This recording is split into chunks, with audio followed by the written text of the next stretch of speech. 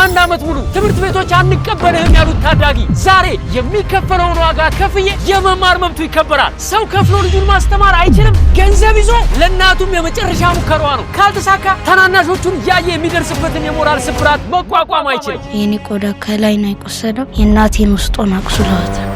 በዚህ ቪዲዮ መጨረሻ ግን ማንም ያላሰበውና መላ ኢትዮጵያን የሚያስለቅስ ተአምር ይከሰታል። አንድ 15 ቀን ከቆየን በኋላ ዳነ። ወደ ቤታችን ተመለስን። ይሄ ድል ካልተሳካ ኢትዮጵያ አንድ ዶክተር ታጣለች። መማር የምትፈልገው ምንድነው? ወደፊት ቆዳ ዶክተር። ታሪኩ ተጀመረ። የሃና ማርያም ታሪክ ሲጠናቀቅ በምስራች እንዲጠናቀቅ አሁን ወደ አንድ ትምህርት ቤት እየሄድኩ ነው። በቃ መማር ትፈልጋለህ አይደል? ትምህርት ቤት መጠየቅ ጀመርኩኝ። እንዲጨክነው እምቢ የሚሉ አልመሰለና ማለት ትምህርት ቤት ማንም ነው የሚማርበት።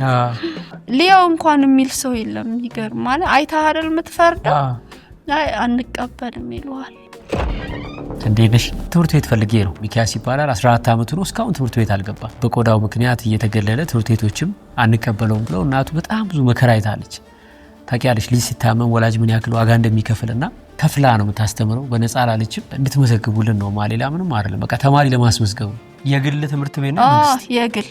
እሺ። ወላጆች ልጆቻቸውን እንደሚያስወጡባቸው ከዛ ደግሞ በቀጣይ አመት ሴቷን ከአንዱ ትምህርት ቤት አስወጥተን አንዱ ጋር ለምን እድል ከሰጡን ብለን ከቻልክ ወደ ዳይሬክተር ቢሮ ሄደክ ማናገር ብቻ። ግን አሁን አንቺ ከተረዳሽኝ ጉዳዩ የትምህርት ክፍል ኃላፊ ነሽ ስለተባለ ነው አንቺ ጋር የመጣሁት። አሁን ሌላ ተማሪ ሲመዘገብ ግን ዳይሬክተሩ አማክሮ ነው የሚመዘገበው? እንደዚህ አይነት ልዩ ኬዝ ያለባቸው ተማሪዎች ሲመዘገቡ ሞር ከዳይሬክተሩ ጋር ግንኙነት ይኖራቸዋል። እሺ ቢሮ አለ አሁን ማለት ይኖራል? ዳይሬክተሩ ይኖራል። ቼክ አድርገው ያስፈራሩታል። እጁን አዩ አይደል? አንዱ ጸበል ሲጠመቅ ሊያዩ ይችላል። ይሄ ልጅ አሁን ሰፈር ውስጥ ራሱ የሆነ ጊዜ እኮ ጸበል አይተነዋል። ወይኔ ፊቱ ሲያሳዝም፣ አረ ገላው እንዳለ እንደዚህ ነው። ከዛ ይጠሩታል። ልጅ ነው ይፈራል። አሁን አንተ ኮስተር ብለህ እንደዚህ እስቲ ሆድ ምናምን ትባላለህ። ገልጸህ ታሳያለህ ሳትፈልግ።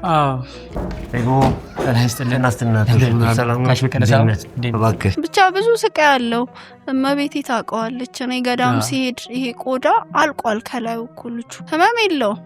እኛን ነው የሚያመን በሱ ፋንታ። ቆዳው እየተላጠ አልቋል። እምነት ስትቀባው መንቀሳቀስ አይችልም። የጻድቃኔ እምነት ደግሞ የሚያውቀው ያውቀዋል አይደል? አጋንንት ለሰውም ስቃይ ነው። በቃ ሰውነትን የሚይዝክ በጣም እንትን ከባድ ነው። እዛ እምነት ስንቀባ የማየው ስቃይ እንዳይመስል። አቤት ጭካኔሽ! ይሄን ገላ እምነት ትቀበያለሽ እባላለሁ። በጣም ቅስምን የሚሰባብሩ አሉ። በጣም በቃ እዚህ ቢማር ይሄ ልጅ እኛም የምስጋና ቪዲዮ እንሰራለን። ለትውልድም ነገ ጠዋት የዚህ ልጅ ታሪክ ብዙ ነገር ይተርፋል ብዬ አስባለሁ።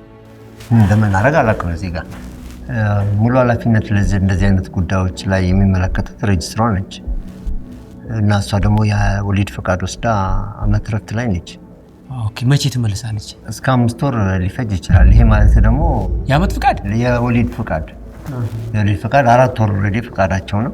1 ወር ደግሞ የአመት ፈቃድ አላት እሷ። በጠቅላላ 5 ወር ትቆያለች። 5 ወር ማለት ደግሞ መስከረም ነው። በዛ አካባቢ የሚሆን አይመስለኝም ለዚህ አመት። እኔ ምናልባት ያው ቤቷ ልሂድና በዛው ዝም ብዬ እንኳን ማርያም ማረችሽ ብዬ ይሄን ጉዳይ ባወራት እንደው ዝም ብለው እኔ እናንተ ሰጣችሁኝ አልልም። በስልኳና ማግኘት ብችል። አይ መስጠት አንችልም። አሁንም የፕራይቬሲ ጉዳይ ነው አንችልም መስጠት። በዛም ላይ ደግሞ በየጊዜው ነው የሚቀያየረው ቤታቸው። እንዴት አድርገን እናውቀዋለን? አሁን ራሱ አላውቀውም ቢሷ ቤት የት እንደዋለ። እርሶ ያው ዳይሬክተር አይደሉ? ምናልባት በእርሶ በኩል ይሄ ነገር ሊያልቅ አይችልም? በእኔ በኩል ሊያልቅ አይችልም። እኔ እዚህ ላይ ምንም ማድረግ የሚችለው ነገር የለም። እኛ ደግሞ ብዙ ልጆች የምንረዳቸዋለሁ። የዚህ አመት ኮታችንን ጨርሰናል። ምን እንደምናደርግልህ አላውቅም። እኔ ያዘነ ይመስልሃል? በቤት ድረስ ይመጣል። እኔ ከእግዚአብሔር ጋር በቃ እንዲህ አስተሳስሮኝ ያለው ነገር ሰው ምን ያህል ነው የደፈረክ? በቃ ምን ያህል ነው የናቀ? በቤት ድረስ ይመጣል። አይዞሽ እህቴ እንደዚህ እኔም የሆነ የዘመር ልጅ አካል ጉዳተኛ አለ፣ ትንሽም ቢሆን ስቃዩን አውቀዋለሁ ምናምን ይልሃል። እሺ ከዛ አብረህ ታለቃቅሳለህ። የልቤን ሰው አገኘው ብለህ ታወራለህ የጳጤ ቋጡን። እሺ ከዛ ግን አይተላለፍም ይላል መጨረሻ ላይ። አይተላለፍም እንደዚህ እኮ አይ ቢሆንም ከሰው ባታገናኝም ጭራሽን በቃ ግራ ነው የሚገባ። ግራ የመጣው ለምንድን ነው ላስተምረው ብለሽ ራሱ እንዳታስቢ ይጎዳብሻል አይምሮ። ሳይኮሎጂ ተጎርቶ ወይ አብዶ ነው የምታገኘው። ምናምን እሻቱ እንዴት ነህ? ሰላም ነው? እንዴት ነሽ? እግዚአብሔር ይመስገን። አንድ ጥያቄ ነበረኝ። ሬጅስትራሯ ወለደች? አዎ ወልዳለች እኮ አይደል? እውነት ወልዳለች ይላች። እናትሽ እንደው እንኳን ማርያም ማረችሽ ልበላ። ስልኳ ይኖራል? እስቲ ስልኳን ልይልህ እባክሽ። 09 5060 እሺ፣ በጣም አመሰግናለሁ። እግዚአብሔር ያክብር። እሺ እዚያውን መንገድ ላይ ያስቆሙህና ይሄ እኮ ፈንገስ ነው፣ ወፍራም ግሪሲሊን ብትቀቢው ሞለጭ ብሎ ይጠፋል። አልጠይቅሻቸውም። አንቺ ምን ላድርግ ብለሽ? እኔ ምን ብዬ ጠይቃለሁ? እየሄድክ መንገድ ላይ በላይ እንዴት ነህ? ሰላም ነው? እግዚአብሔር ይመስገን። እኔ ተሻለ እንደ እጅ አሞኛል። አሟል። እዚህ ባለፈው እንደም አመድ የጥንት እኮ ነው፣ የጥንት ምልክት እኮ ነው። አየዳነ ነው እየጠፋ ነው። አብዛኛው ጠፍቶልኛል። ትንሽ ነው የቀረው። ሰው ምን ሰማይስ ነው? እሺ ይሄድ ነበርኩ ይሄኔ አመድ በባዝሊን ቀባው። ምን አመድ በባዝሊን ቀባው? አመድ በባዝሊን ይይዛል ግን ይዋዳል። አሁን ተቀባው። እርግጠኛ ነኝ? ማታ ቀባው። እሺ ቀባለሁ። ትድናለህ። አይዞህ። እሺ በላይ እሺ።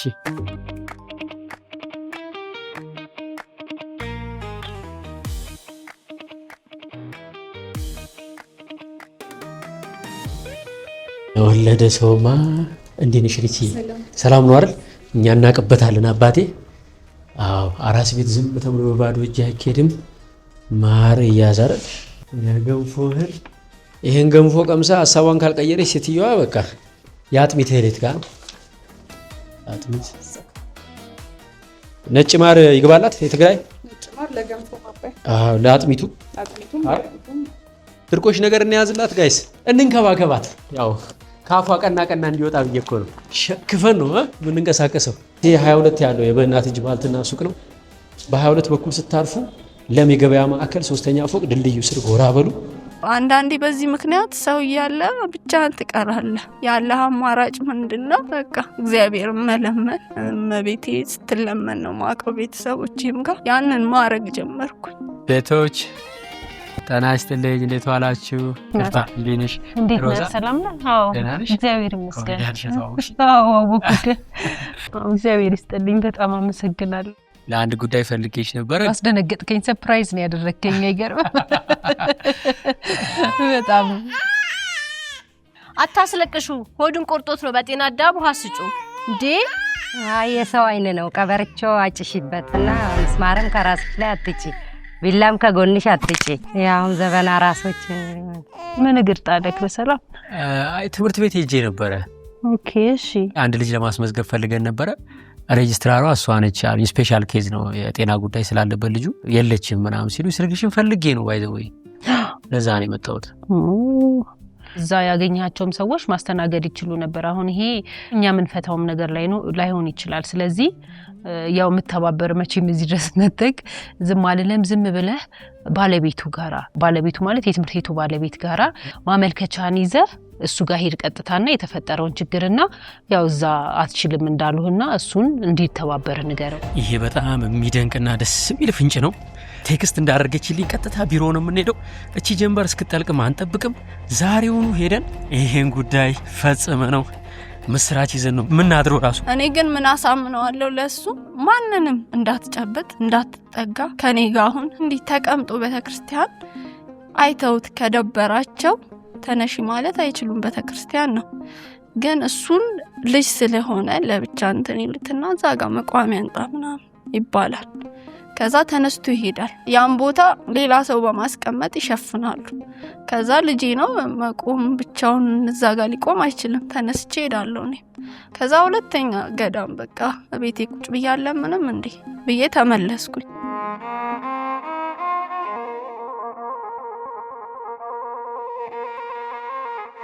ያሳዝናል።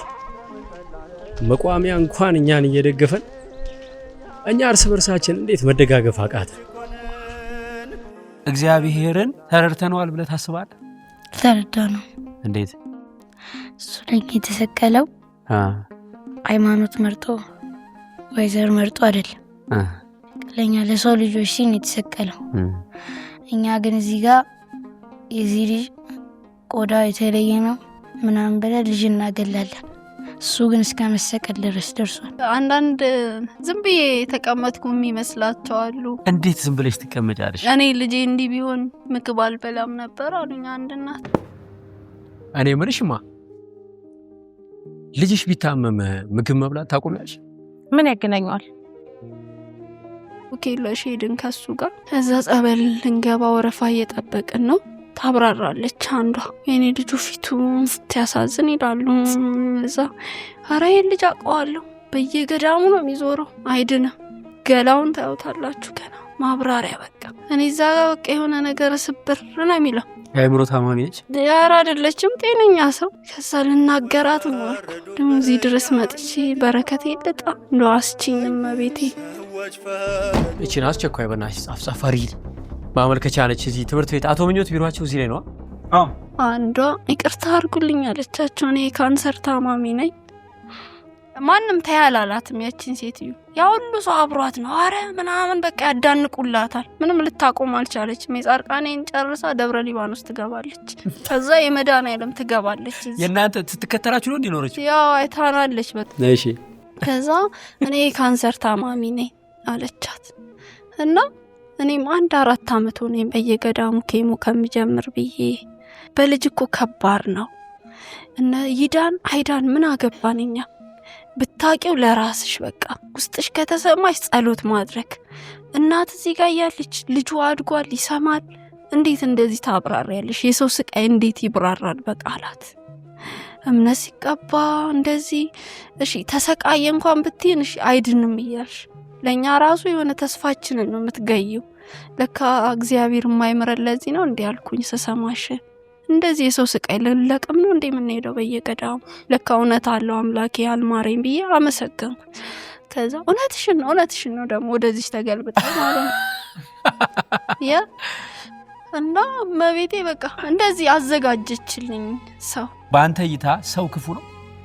አንዳንድ ሰው ክፉ። እንዴት? ከዚህ ልጅ ጋር ትጫወት ብሎ ልጅ የሚልክ ሰው ክፉ ነው።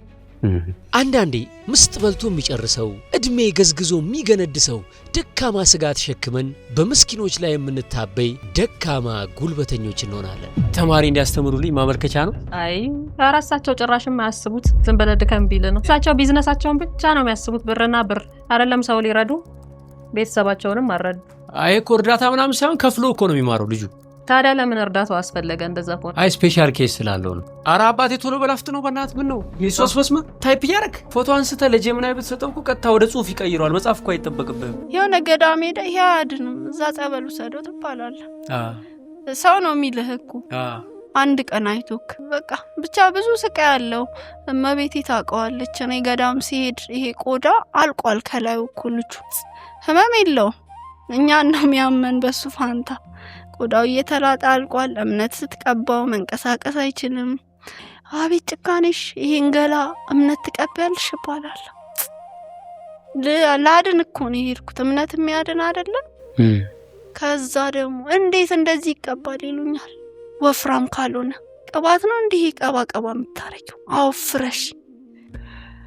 እኔ ብታይ ታምሜ ነው ምገባው። በቃ ትታ ደግሞ አርምሞ ነኝ ብለሽ ሽፍን ስታረግ በ7ኛው ቀን ነው ያ እንትን ያስብሉዋል። አትችለውም በቃ ብታይ ከባድ ነው። ዶክተር አታሳክም ለአለርት ብር አጣሽ። አለርት ለማሳከም እኮ እንጃ። አሁን ነው እኛ ባለፈው ስንሄድ 100 ብር ካርድ ያወጣነው። በሱ ሰዓት 15 ብር 20 ብር ነበር። እኔ አለርት ሳቅ ማለት ነው። እና እንዲህ ያሳከምን የግል ሐኪም ቤቶች እግዚአብሔር ፈተና ነው ካለ ለአንተ ፈተና ነው በቃ። አሁን ወደ ትልቁ ጥያቄ እንሸጋገር። የሚኪ የቆዳ በሽታ ከምን የመነጨ ነው? ህመሙስ ምንድን ነው? ከሚኪ እርግዝና እንጀምር። ምንም ሰላማዊ ነው።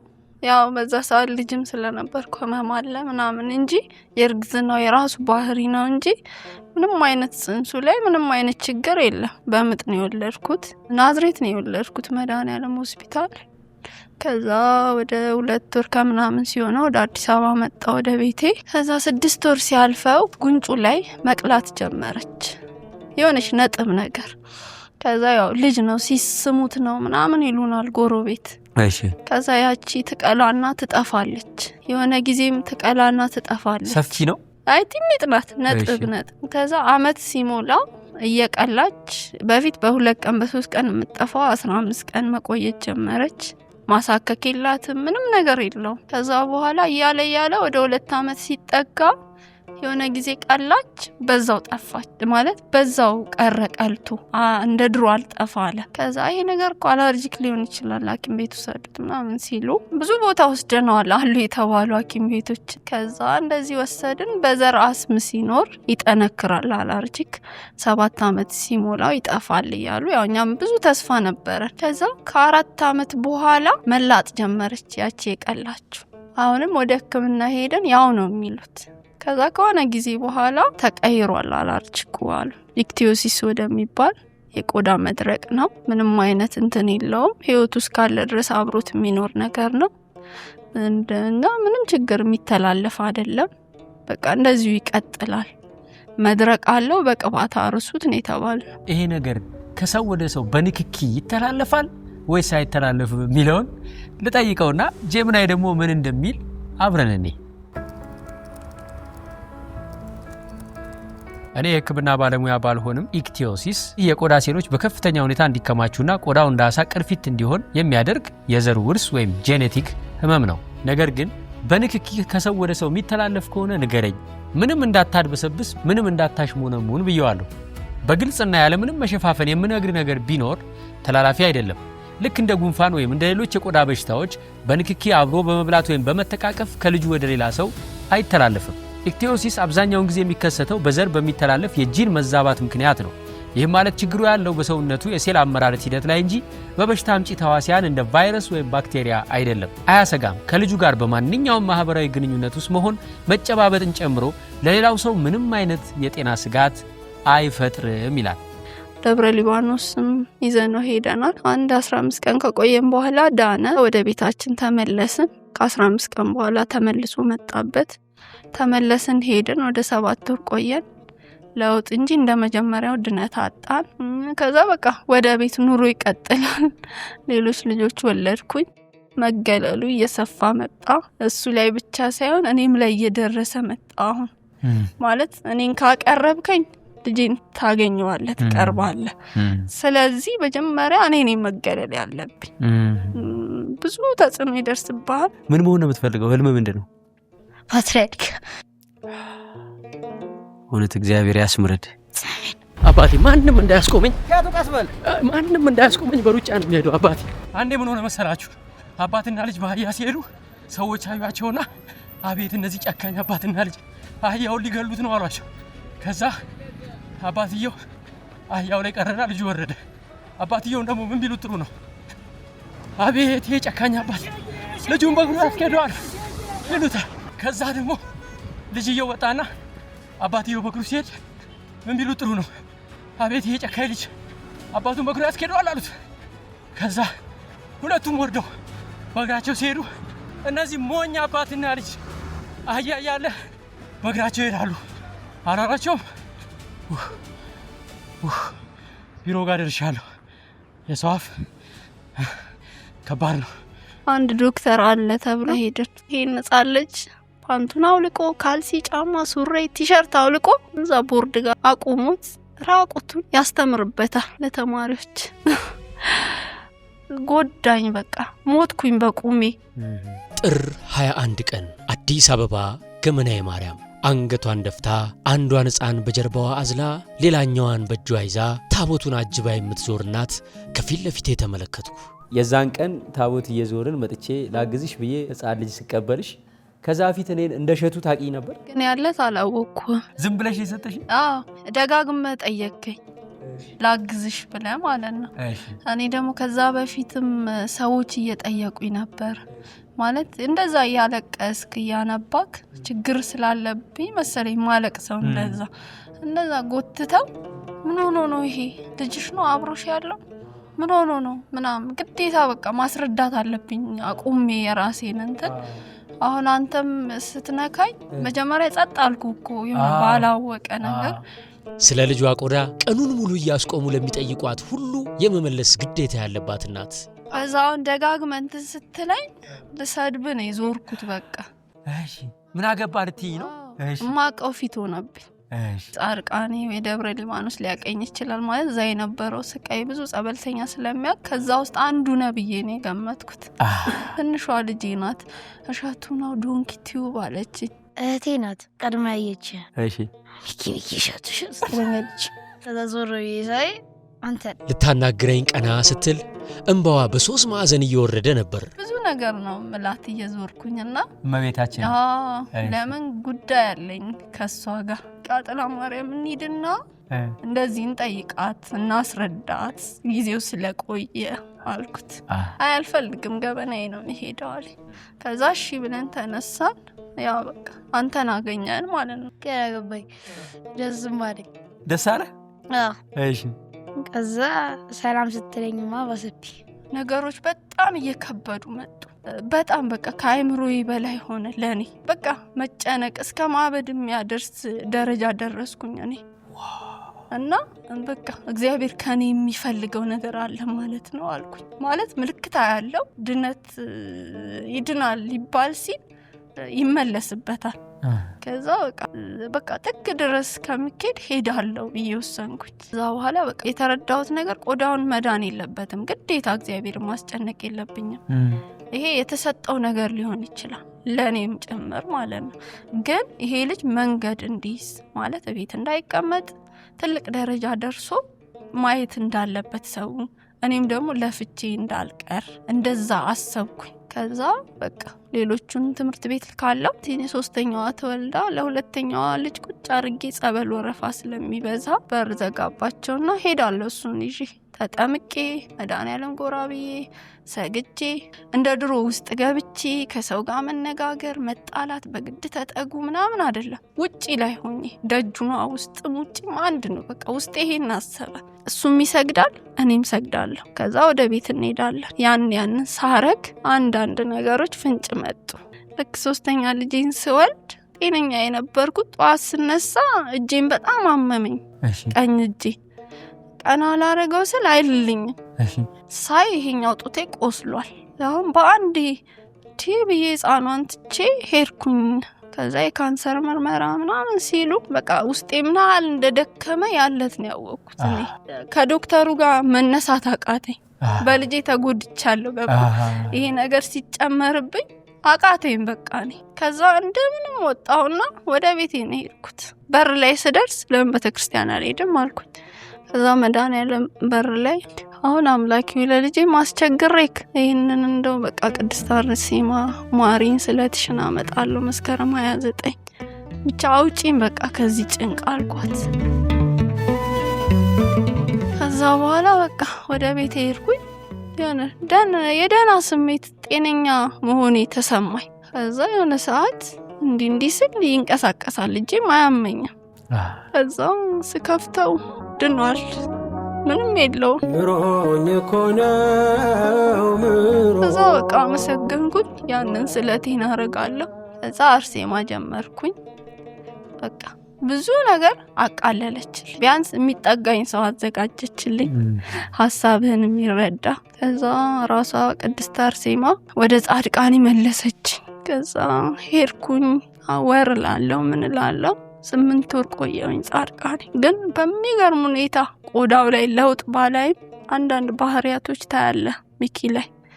ከዛ ያንን እያስተካከለች ያለውን ችግር እያስረዳችኝ አለውሽ እያለችኝ ውሃ ሳልቀዳ ልብስ ሳላጥብ ልጆች 8 ወር ሙሉ በፍቅር ያዘችኝ ደጇን እስከምለምደው ድረስ።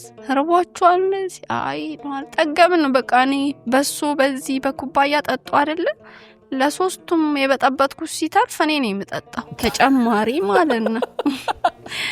ሆዴ ሞላ ነው የሚሉት። ለምን መልስ ነው በቃ ለኔ። በ8 ወሩ እዛው አርሴማ ጠብቂኝ ፍሉ መድኃኒዓለምና አርሴማ አለች። ከዛ እኔ ስመጣ ታውቃለህ የሆነ ቀን ትጠራኝና ቆዳውን ይለብሳል ብዬ ነው በቃ እስከ ባለፈው ድረስ የምጠብቀው። ቃሏን አታጥፍም እመቤቴ ማለት ዛሬ ጠብቃታለሁ። ይሄን ስለ መቼም ህይወቴ እስካለ ጠብቃታለሁ እና እንደዛ ስትልከኝ በቃ ዛሬ ነገ ወይዚ ሆን ቆዳው ነው የሚለብሰው እንደ እናት ነው ማስበው። ከዛም ደግሞ ወይ ትልቅ ደረጃ ይድረስ በቃ ሄልች ይማር ግድ በቃ ቆዳው መዳን የለበትም አለና ያቺን የቆዳውን ነገር ግን ፈልጋታለሁ። ለምን ጤነኛ ልጅ ስለወለድኩኝ ጸሎትህ ከምን ወደ ምን ተቀየረ? ለምሳሌ ድሮ እግዚአብሔርን ምን ትለው ነበር? የሰውን አፍ ያዝልኝ። የሰውን አፍ ያዝልኝ ነው ትለው? የሚያስፈራ ከህመሙ በላይ የሰው አፍ ነው። የኔ ቆዳ ከላይ ነው የቆሰለው። የእናቴን ውስጡን አቁስለዋታል። ደግሞ እንዳልፈርድ ፊቴ ብዙ የሚናገር ሰው አለ። ደግሞ እንዳልፈርድ ከዛ ሚኪ ጻርቃኔ ሲሄዳየው በ21 እንሄዳለን። ከዛ በቃ በ20 ነበር የነገረኝ። ተዘጋጀን ለሌቱን ተነስተን ሄድን። 2 ወር 3 ወር እየተባለ 2 አመት ቆየን። ከዛ ቆይተን ሄዱ ስትለን መጣን። ከዛ መተን ተፈተነች ሴቷ ትልቋ የሱ ታናሽ አለፈች። በእድሜዋ ገባች። በቃ ስታጠና ስለነበር ማለት ነው። ከዛ በኋላ በቃ እንሄዳለን እንደዚህ ለሱባኤ የትም። ሚኪ ጎበዝ ነው፣ ይጾማል። 16 ቀን ሱባኤ ጨርሶ ከገዳም የሚወጣ ልጅ ነው። በቃ ህማማት ውስጥ ይወጣ ቆርቦ ምናምን ያው ዝክር ነገር አለ፣ እንጀራ ምናምን ይሰጣል። ቆርባሃል ብላ አመጣችለት። ከዛ አልበላም ማለት እና ንፍሩ ካለ ቀምሳለ ወይ ወደ ቤት እንሂድ። ዋው ህማማት እንጀራ አልበላ። ያው ገዳም ስለለመዱ አይበላ። የሱም ታናሽ እንደዛ ናት። ከዛ ይሄ ሲሆን ደግሞ ለካ ጓደኛም ያስፈልገዋል። ይሄ ልጅ አሁን አድጓል። ወጣ ይላል። እንደ ድሮ እንዲል ሸፍነው አልችልም እና በጣም እየከበደ ይመጣ። ይሄ ልጅ አደገ ማለት ጀመርኩኝ። እኔም ሳላስበው ነው ያደገብኝ። እሷን በመጠበቅ እሷ የራሷ እንትን አላት። በጊዜው እግዚአብሔር ይክሳል። 1000 ዓመት ለሷ 1 ቀን ነው። አባትህ በአንተ ህይወት ውስጥ በእናንተ ህይወት ውስጥ ያለው ሚና ምን ይመስላል? እሱንስ እንዴት ትገልጸዋል? አባቴ ግለጽም ይከብዳል። ጠይቄው እኔም ቢያሊ ነገር የለም። ከዚህ ሁሉ የህይወት ጉዞ በኋላ ጥር 21 ቀን የታሪክ ለውጥ የመጀመሪያ ቀን ሆነች። ለልጄ ትምህርት ቤት እንዳገኝ እርዳኝ ስትለኝ ከቤተ ክርስቲያን እንደወጣው አንድ የቲክቶክ ቪዲዮ ሰራው። አንድ ሴትዮ ከፊት ለፊቴ አጎንብሳለች። አጎንብሳ ህጻን ልጅ አዝላለች። 9 ሰዓት ተለቆ 500,000 ይላል ማታ ላይ።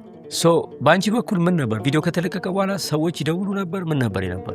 እኔ ያለታ ደክሞናል፣ ተኝተናል። ስንነቃ ብዙ ስልክ አለ። የአክስቴ ልጅ ደውላለች ወደ 10 ጊዜ። እሸቱ አግኝቶሽ ነበር አለችኝ። አዎ አልኳት። በቃ እንዴ ማርያም ቆዳ ሲል በቃ ሚኪ ነው አልኩኝ። እመቤቴ ሰማች፣ ጸሎትሽን አየሽ አለች። አዎ አልኩና ከዛ በቃ እንየው ተባብለን ዘጋን። ከሳየን አንዳንድ ስልኮች ላይ ደወልን። ቪዲዮውን ስታዩስ ምን ተሰማ? በየቀኑ ማየው ቪዲዮን ሰው ሲደውል ብቻውን አይደለም ተናገረው፣ ላውድ ይደረጋል። እኔም ሰማለው። ቃይን የሚያቀጽናናኛል። ግማሹን ደግሞ ከቤት አፈነሽ ይዘሽና ማለት ብዙ የሚልክ አለ። ደውሎ ደግሞ ኔጌቲቭ አስተያየት የሚሰጣል አለ። ለምን? በቃ እኔ ማረባ ስለሆንኩ ነው 14 ዓመት ያስቀመጥኩት። ራስሽ ነሽ እንጂ ትምህርት ቤት እንዴት እንቢሉሽ ደውለው ማለት ነው። ትምህርት ቤት ያላቸው ሰዎች ናቸው እንደዚህ የሚሉት? ሌሎች ዝም ብለው ከዛ ተዋለው በቃ እሺ ምናምን ልና ተዋለው። በቪዲዮ ምክንያት ብዙዎች ቢደውሉም የሚጨበጥ ነገር ግን አልተገኘም ነበር። ከዛ ትምህርት ቤት ያላቸው ደግሞ እንከን ይፈልጋሉ ከኔ። እሱን ታዩና ነይ ይሉኛል። ምን አረጋለሁ እኔ? ችግሩ እሱ ጋር እንዲያዩት። አንዴ እንደው 2018 ለሴቷ ሲሄድ በቃ አናግሬዋለሁ። ባለፈው አመት ግን በቃ የልጄ ይበልጣል ብዬ እግሩ ላይም ቢሆን ወድቄ ለምነዋለሁ አልኩና ሄድኩኝ። ባለፈው ስለው አስታውሽሻለሁ፣ ሀሳቤን አልቀየርኩም አለኝ። አሁን አልኩት ጨርሻ ላይ ተነስቼ እግሩ ላይ ለወድቅ ስል ምን ይለኛል? ያንቺ ብቻ ልጅ አይደለም እኮ ኢትዮጵያ ውስጥ እኮ ብዙ ወላጆች አሉ። በዚህ ጊዜ አንድ ቤት ውስጥ 3 ህፃን ቢኖር አንዱ በሽተኛ ነው። ስለዚህ እንደ ግዴታ ነው። ይሄ ምንም ማለት አይደለም። አታካብጪ ያለኝ ተምሮ ሴት ሊደርስ ነው አለኝ። ዓለም ጨለማዋን የሚያበሩላትን ሰዎች አስቀድማ ለመቅበር ብዙ ጊዜ ደጋግማ ቆፍራለች። ቶማስ ኤዲሰን ጆሮ በከፊል መስማት የተሳነው አሜሪካዊ ነበር። ዓለም ደደብ ብላ ከትምህርት ቤት ብታባረረውም 1000 ፈጠራዎችን ያገኘና አሁንም የምናበራውን አምፖል ፈጥሮ ለዓለም ያበረከተው ብቸኛው ባለውለታችን እሱ ነው። አውስትራሊያዊው ኒክ ደግሞ ቴትራ አሜሊያ በተባለ የጤና እክል እጅና እግር ሳይኖረው ቢወለድም ዓለምን በጽናቱ እያነቃቃ ከነሙሉ አካላችን የተኛነውን ከንቅልፋችን የሚቀሰቅስ ስኬታማ ጀግና ሆኗል። ምድርና ሰማይን በአንድ ዜማ እንዲዘምሩ ያደረገው ታላቁ አባታችን ቅዱስ ያሬድ ደግሞ ቀለም አይዘልቀውም እየተባለ በልምጭ ሲገረፍ ዓመታት ተቆጥረው አይገባህም ተብሎ ተስፋ ተቆርጦበት ነበር። እግዚአብሔር ግን ሰማይ ድረስ ነጥቆ የመላእክትን ዜማ አስታጥቆ ለዓለም ሁሉ የበረከት ምንጭ አደረገው።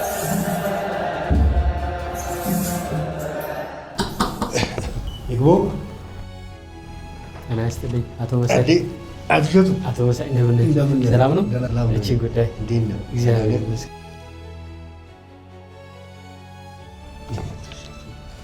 አሁን ይሄ የሚካበር ነገር ነው። ኧረ ይህን ዝም ብለህ አታካብደው። ዛሬ ስንት ችግር ባለበት በዚህ ሀገር ላይ ምን አለበት እናቱስ ቤት ብታስጠናው? ዋናው በህይወት መኖር ነው እኮ አቶ እሸቱ። እኛም ቢሆን በገንዘብ እንረዳታለን። ይልቁንስ አቶ እሸቱ እኛ የምንፈልግህ አንዳንድ ማስታወቂያ እንድትሰራልን በከፍተኛ ሁኔታ ስንፈልግ ነበር። ይህ ከልጆቹ ጋር ምናምን የምትሰራው ስራ የለም። ትምህርት ቤታችን ለትውልድ የሚጨነቅ ይህን ትውልድ አስተምሮ ስፔሻላይዝድ አድርጎ በአንድ ነገር ላይ ለማሳወቅ የውጭ ዜጎች በሀገር ውስጥ እያስተማረ እየሰራ ያለ ትልቅ ተቋም ነው። ይህንን ተቋም ማስተዋወቅ ማለት ለአንተም ክብር ነው። እኔ መማክር አሁንም ዶ ወንድሜ እዚህ ጣጣ ውስጥ አትግባ። ስማ፣ የትም ቦታ የትም ቦታ ይህንን ልጅ ማን የሚቀበለው ሰው የለም። ባይሆን እኛ አንተ ትምህርት ቤታችን እንድታስተዋወቅልን እንፈልግ ነበር። ጥሩ አጋጣሚ ለኛ። ይህ ትምህርት ቤት ዘመናዊ ለማድረግ በከፍተኛ ሁኔታ የሚጨነቅ ትውልድን ለመቅረጽ በበቂ ትምህርት ቤታችን ለጥሩ አጋጣሚ ለኛ። ይህ ትምህርት ቤት እድል የሚሰጥ በእግሩም ይራመድ አፉም ይናገር ጤነኛ ልጅ ይዛ መክፈል እየቻለች ልጇን ማስተማር ካልቻለች እነዛን እናቶች ደግሞ አስቧቸው። የማይራመድ የማይናገር ልጅ ስላላቸው ከስንቱ ተገለሉ። አሁን መንገዱ እዚህ ደርሷል። የቀረን ክረምቱ ስራችንን ሳያጥብብን ግራና ቀኝ ፓይፕ ገዝተን ከልቨርት ሰርተን የውሃ መውረጃ ቱቦዎችን መስራትና መግጠም ነው። እዚህ ላይ በምታዩት የባንክ አካውንት አንድ ፓይፕ በ8000 ብር አሊያም በ800 ብር አሊያም በ80 ብር በቻላችሁ ታግዙንና መንገዱን በጊዜ ፈጽመን ወደ ውሃ ጉድጓድ ቁፋሮ እንለፍ። በዚህ መንደር የብዙ እናቶችን ባይታበስበታል። በዚህ ጎዳና የብዙ ልጆች ችግር ያቀናበታል። ለመጽደቅ የዘለቄታ በጎ አድራጎት ድርጅት። አትሹት ምን አሰብክታል? ብዙ ነገር። አመሰግናለሁ።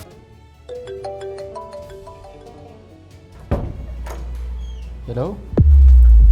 የበራችው የተስፋ ሻማ ልትዳፈን ትንሽ ሲቀራት ግን መልሶ አንድ የተስፋ ብርሃን ብቅ አለ። አንድ ቀን የሐና ማርያም ስልክ በድንገት ይጠራል። ትምህርት ቢሮዎች ደወሉልኝ። አይተው ቲክቶክ ላይ ሊሊ ትባላለች፣ በጣም አመሰግናለሁ፣ እግዚአብሔር ጤና እድሜ ይስጥልኝ፣ አቶ ገመችስን አቶ አሊ የሚባሉ ዛ ኤዱኬሽን ኦፊስ 6 ኪሎ የሚሰሩ። ከዛ የሆነ ትምህርት ቤት ሄጄ በጣም ተናድጄ መጥቼ ቤት ውስጥ እያለቀስኩ አይዞሽ እንደዚህ አይነት ሰዎች እንዳሉ ሁሉ መልካሞች አሉ አለችኝ። እና 6 ኪሎ ነው እንደዚህ አለችኝ። ከዛ ተነስቼ ሄድኩ ሚኪን ይዤ አቶ ገመችስን አገኘው፣ ኃላፊ ናቸው። ከዛ እንዴት አሉ አንቺ እንዴት አንድ ትምህርት ቤት እምቢ ሲልሽ፣ ሁለት ትምህርት ቤት እምቢ ሲልሽ እንዴት ወረዳ እንኳን አይኬድም ትምህርት ቢሮ ይቀራል? አንቺ የትም ሄድሽ አታውቂም? የትም አልሄድኩም። እኔ ትምህርት ቤት ከመለመን ውጭ ወደ ቤት ይበቃ። ከዛ በቃ ችግር የለውም ማለት ይጽፋል፣ ያነባል፣ አየው እንግሊዘኛም ያነባላል ነው።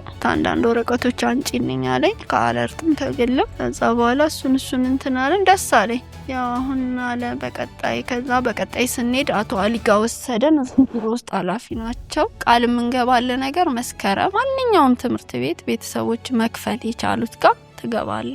ምንም የትም ትምህርት ቤት ሄዳችሁ እንዳትጠይቁ፣ ወረቀት ጽፈን እንሰጠዋለን፣ ይገባል። በቃ ይሄ ምንም ቀላል ነገር ነው አሉ። ለአሁን ግን እስቲ እንደውልላችኋለን አሉ። ከዛ ወደ ቤት ገባ። እሁድ ዕለት ደወለልኝ አቶ ገመችስ። የካቲት 24 ማክሰኞ ዕለት የተክለ ሃይማኖት ዕለት ነው። ትምህርት ቤት ይዘሹ ነው ያለኝ። እቺን ሴሚስተር በቤት ከሚያሳልፍ አብሮ ከተማሪ ጋር እንዲያሳልፍ አሉ። ቦርሳ ግዢለት አለኝ ደውሎ ምሳቃ ምናምን አዘጋጀልኝ። በደስታ ሄደን ገዛዛን። የሚመኘው ነገር ነው። እቺ ልጅ ብቻ ይለኛል። እኔ ሳልገባ እቺ ልጅ ገብታ ትምህርት ቤት እኔና አንቺ ይለኛል። ህፃኗን ማለት ነው። እኔ እዚሁ ቁጭ ብዬ ሁለቱ ገቡ፣ እቺ ገብታ ሀና ይለኛል። ከዛ በቃ ደስ አለው። በቃ ልጅ ምን ጊዜም ልጅ ነው እውነት።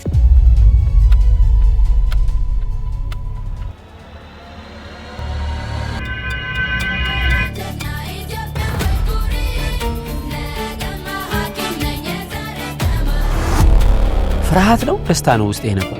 ማንገናኝ ነበር የመሰለኝ ከእናቴ የተለያየ እንባይ መጣ። ዛን ልጆቹ ፊት እንዴት ላልቀስ። የማቤቴ ማለት ድንቅ ስራዋ። እነዚህ ሁሉ ኃላፊዎች መጡ አንድ እሱን ትምህርት ቤት ለማስገባት ማለት ነው። ኪራ ግብታለኝ። ከዛ ልጆቹም ጥሩ ልጆች ናቸው። ተተዋወቅን። ከኔ ምንም አልተጠበቀ። በቃ እንደ ትልቅ ባለስልጣን አጅበው አስገቡት ትምህርት ቤት። ክላሱ ሄድን አየን። እኔ እንዴት እንደምንቀጠቀጥ መቆም አቃተኝ። እሱ ራሱ ፈራ። እማዬ ይለኛል ይዘኛል። እኔም ወይኔ በቃ ልጀምር ነው ወይ ወደ ቤት ሄዶ ነገ ይጀምር ይሉ ይሆን ስላቷሊ ገብቶታል። እንዴ ምን ተፋረገኝና ሳልስመው ራሱ አስቀመጠ ወንበር ስጡት ብሎ ክላሱ ድረስ ሄደ ማለት ነው። ከዛ እንግሊዝኛው ሲዙር ነው ማለት አሬ My name is Keno said. Cuz እንግሊዝኛ ይችላል እኮ አንተ አልተማርክም አልተባለም እንዴ? ደስ ነበር መጀመሪያ ቀን። እዛ ቦርድ ላይ ነበር ጻፍኩ ጎበዝ አይደል? አሁን ላይ ምቾት ይሰማል ትምህርት ቤት ስትሄድ? ደስ ይላል። እየተማርክ ነው?